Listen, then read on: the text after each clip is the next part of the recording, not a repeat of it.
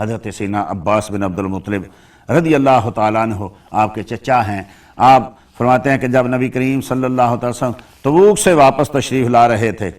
تو عرض کی حضرت سیدنا عباس بن عبد المطلب رضی اللہ تعالیٰ عنہ نے کہ یا رسول اللہ صلی اللہ علیہ وسلم،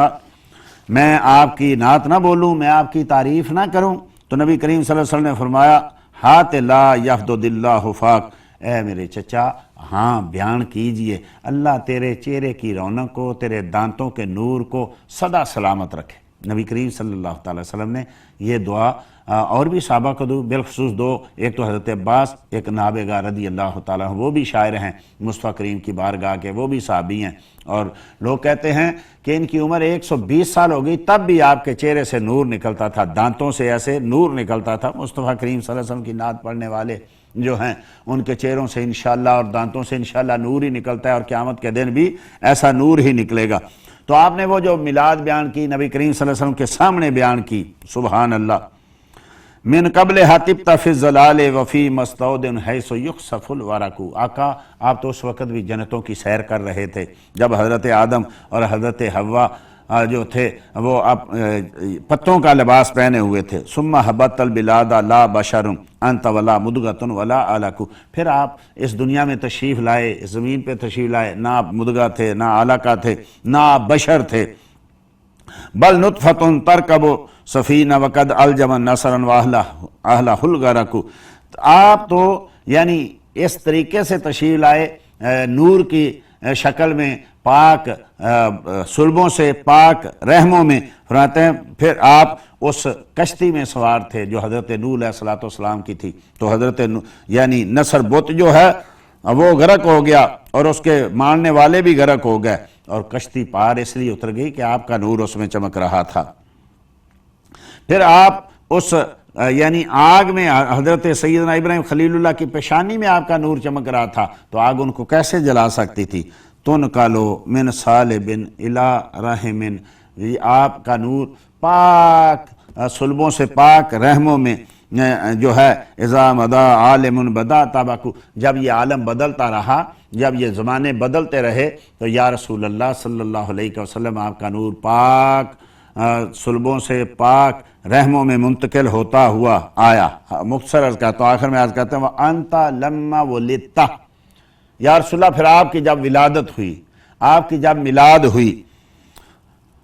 اشرقت الارض وضاءت بنورک الافق، ساری زمین نور سے، اس کے آفاق جو ہیں نور سے بھر گئے تھے، ہر طرف نور، نبی کریم صلی اللہ علیہ وسلم نے فرمایا نا، ہر طرف نور ہی نور چمک اٹھا تھا۔ تو یہ بتائیے اب یہ میلاد ہے کہ نہیں ہے؟ انت لما ولدت،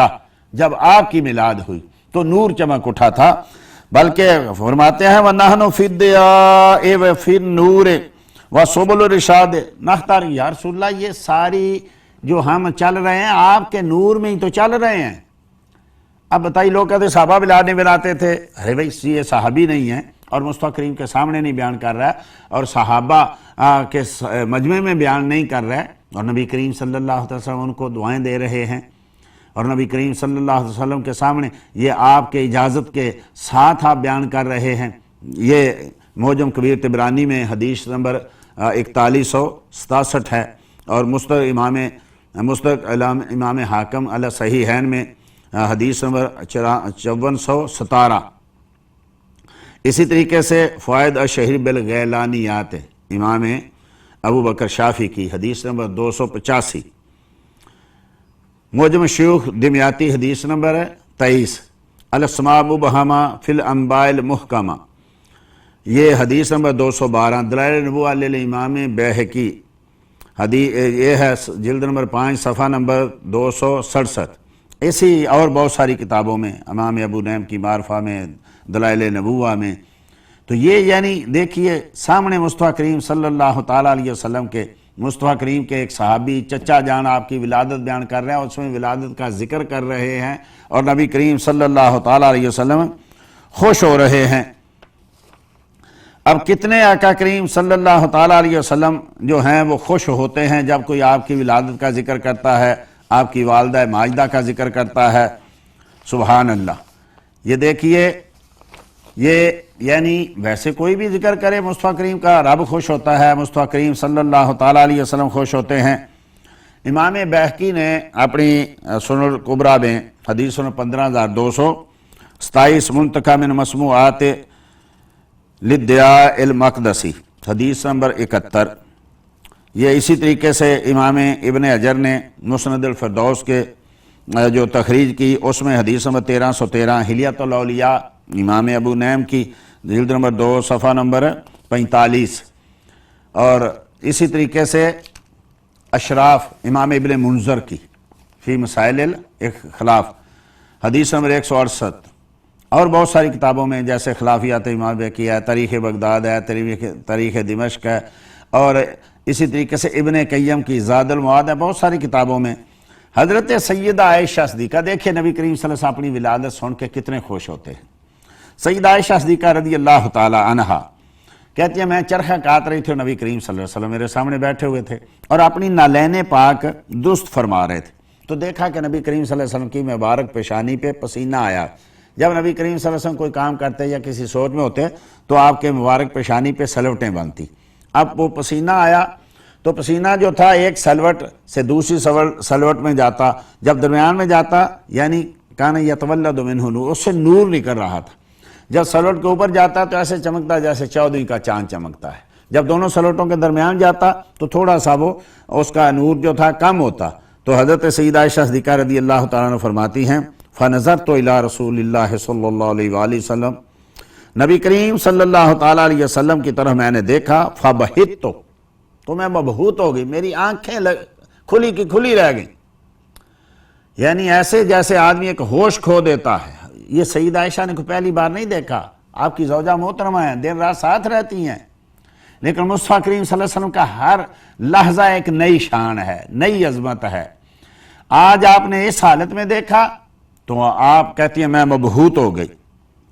فناظر فقال رسول اللہ، جب نبی کریم صلی اللہ فناظر علیہ رسول اللہ صلی اللہ علیہ وسلم، نبی کریم نے میری طرف دیکھا،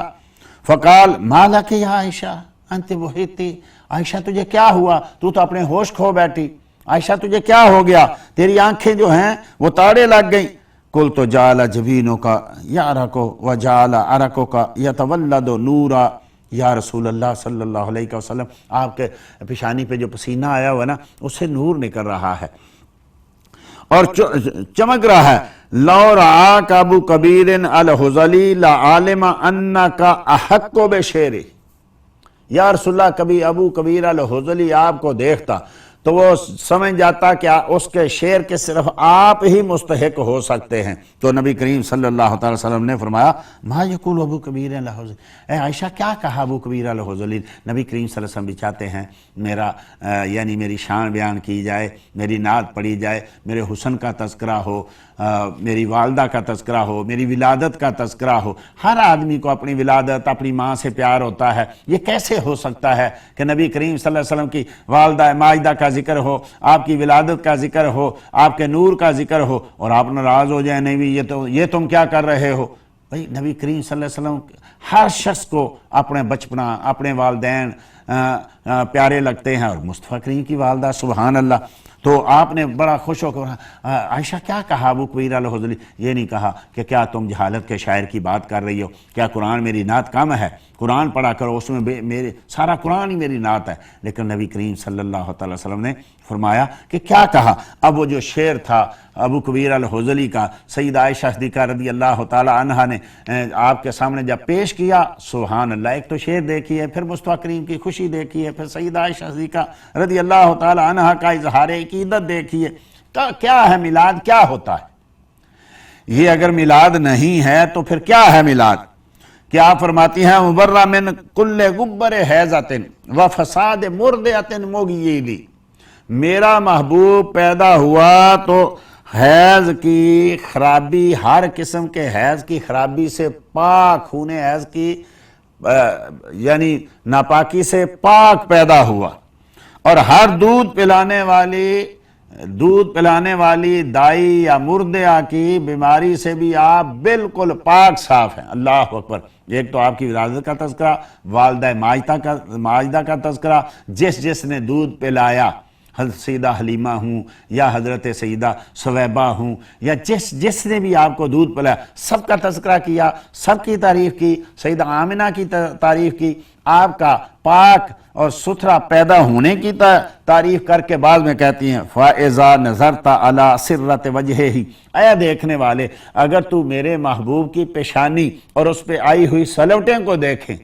اللہ اکبر، وہ دیکھا تھا نا سیدہ عائشہ صدیقہ رضی اللہ تعالی عنہا نے، تو کہتی ہے دیکھنے والے جب تو میرے محبوب کی پیشانی کو دیکھے، اس پہ آئے پسینے کو دیکھے اور اس میں سے نکلتے ہوئے نور کو دیکھے، اب وہ نور جب پہلے میں نے عرض کیا اوپر جاتا تو 14ویں کے چاند کی طرح چمکتا، جب دونوں سلوٹوں کے درمیان جاتا تو تھوڑا سا اس کا نور تھوڑا کم ہوتا، تو کہتی ہیں برقت کا برق العارض متحللی، ایسے لگتا ہے جیسے 14ویں کا چاند طلوع ہے اور کبھی بدلیوں کے آگے آتا ہے، کبھی بدلیوں کے پیچھے جاتا ہے۔ اب دیکھیے کیسی تشبیہ تھی، کیسا استعارہ تھا، کیسا یعنی وہ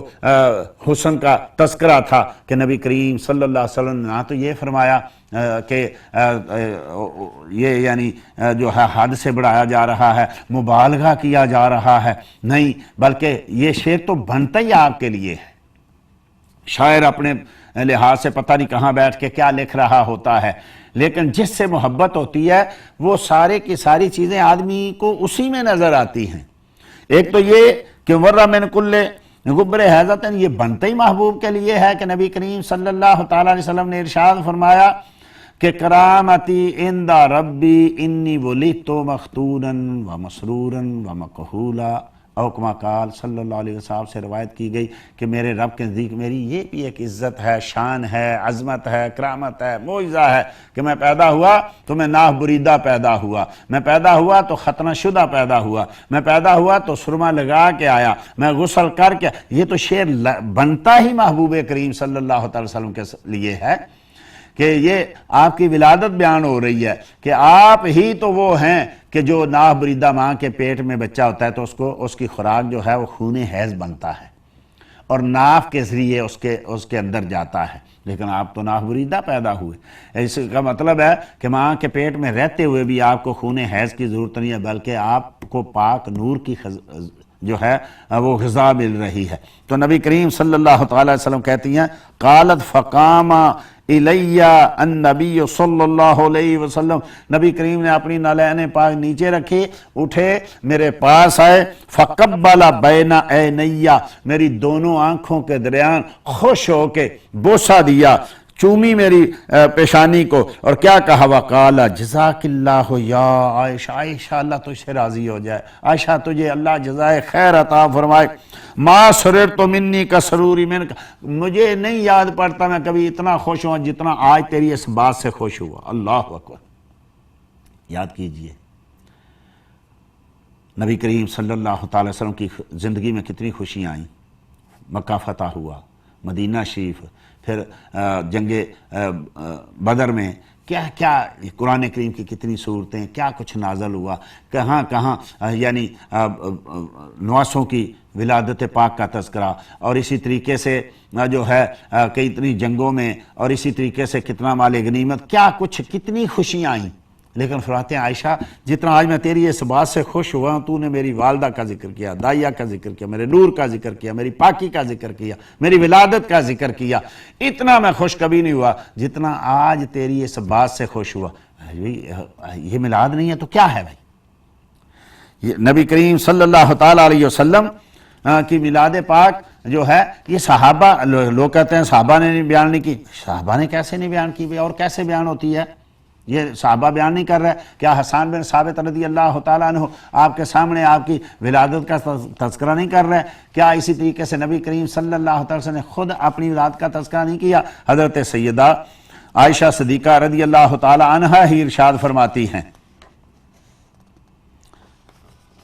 کہ میرے سامنے میرے پاس حضرت سیدنا ابو بکر صدیق رضی اللہ تعالیٰ عنہ اور نبی کریم صلی اللہ تعالیٰ علیہ وسلم دونوں بیٹھے ہوئے تھے، اور دونوں کیا کر رہے تھے؟ تذاکرا میلادہما عندی،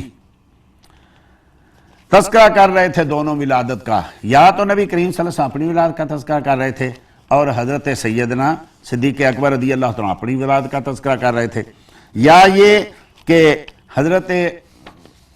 سیدنا نبی کریم صلی اللہ علیہ وسلم سیدنا صدیق اکبر کا جو ہے وہ تذکرہ کر رہے تھے ولادت کا، اور سیدنا صدیق اکبر رضی اللہ تعالیٰ عنہ جو ہیں وہ حضرت نبی کریم صلی اللہ علیہ وسلم کی ولادت کا تذکرہ کر رہے تھے، یعنی دونوں تذکرہ کر رہے تھے ولادت کا، یا اپنی اپنی ولادت کا یا ایک دوسرے کی، کیسے اور بھائی ہم کیا کرتے ہیں؟ تو فرمایا کہ دونوں میرے سامنے بیٹھے ہوئے ولادت کا تذکرہ کر رہے تھے۔ تو اب یہ دیکھیے، یعنی جہاں بیٹھتے تھے وہ نبی کریم صلی اللہ تعالی وسلم لوگوں کو اپنی ولادت کا تذکرہ سناتے تھے، لوگوں کو ولادت کا جو ہے معجزات جو تھے وہ سناتے تھے۔ اور صدیق اکبر کہتے ہیں جی صدیق نے نہیں منایا، اور کیسے منایا بھی صدیق اکبر؟ صدیق اکبر رضی اللہ تعالیٰ عنہ نے کیا ولادت کا تذکرہ نہیں کیا مصطفیٰ کریم صلی اللہ علیہ وسلم کے سامنے؟ یہ سیدہ عائشہ صدیقہ رضی اللہ تعالیٰ عنہ کہہ رہی ہیں کہ میرے سامنے جو ہے انہوں نے تذکرہ کیا ایک دوسرے کا، دونوں نے تذکرہ کیا۔ تو سبحان اللہ، سیدنا صدیق اکبر رضی اللہ تعالیٰ عنہ جو ہیں وہ سیدنا نبی کریم صلی اللہ علیہ وسلم کی ولادت کا تذکرہ کر رہے ہیں، اور سیدنا نبی کریم صلی اللہ علیہ وسلم ان کی ولادت کا، یا دونوں اپنی اپنی ولادت کا تذکرہ کر رہے ہیں۔ یہ اس کو روایت کو نقل کیا امام طبرانی نے،